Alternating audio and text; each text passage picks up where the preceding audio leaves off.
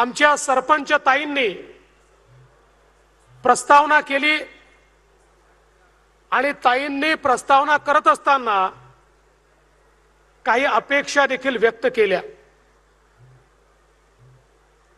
ज्या अपेक्षा त्यांनी व्यक्त केल्या, माझ्या मनात होतं की जयकुमार भाऊंना सांगावं की तुम्ही या विभागाचे मंत्री आहात, त्यामुळे आता ताईंच्या अपेक्षा पूर्ण करण्याची जबाबदारी तुमच्यावर आहे। पण मी सांगायच्या आधीच जयकुमार भाऊंनी माझ्या मनातलं ओळखलं आणि या ठिकाणी सांगितलं की आमच्या सरपंच ताईंना पुढच्या कार्यक्रमामध्ये या मागण्या कराव्या लागणार नाहीत, त्या मागण्या निश्चितपणे या ठिकाणी पूर्ण होतील। खरं तर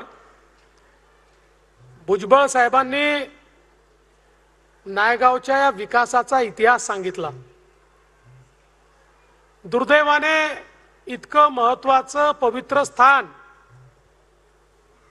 हे दुर्लक्षित राहिलं होतं, कुठेतरी खंडित होत होतं आणि भुजबळ साहेबांच्या ते लक्षात आल्यानंतर त्याचं पुनर्निर्माण झालं पाहिजे, रिस्टोरेशन झालं पाहिजे, हा प्रयत्न त्यांनी सुरू केला। आणि भुजबळ साहेब, तुम्ही शेर म्हटला म्हणून मी शेर म्हणतो तुमच्याकरता,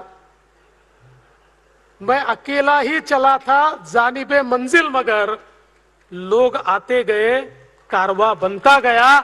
अशा प्रकारे जे काम तुम्ही सुरू केलं त्याच्यानंतर हळूहळू कारवा बनायला लागला आणि काम पुढे जायला लागलं। आज एक चांगलं स्वरूप हे आपल्याला या ठिकाणी पाहायला मिळतंय। पण मी तुमचं याकरता अभिनंदन करेन की तुम्ही हे ओळखलं की या ठिकाणी प्रेरणास्थळी तयार झाली पाहिजे आणि त्याची सुरुवात तुम्ही केली, याबद्दल निश्चितपणे मी तुमचं देखील मनापासून अभिनंदन करतो। आज खरं तर आता या कामाला काही अडचणच उरलेली नाही। याचं कारण एक ग्रामविकास मंत्री,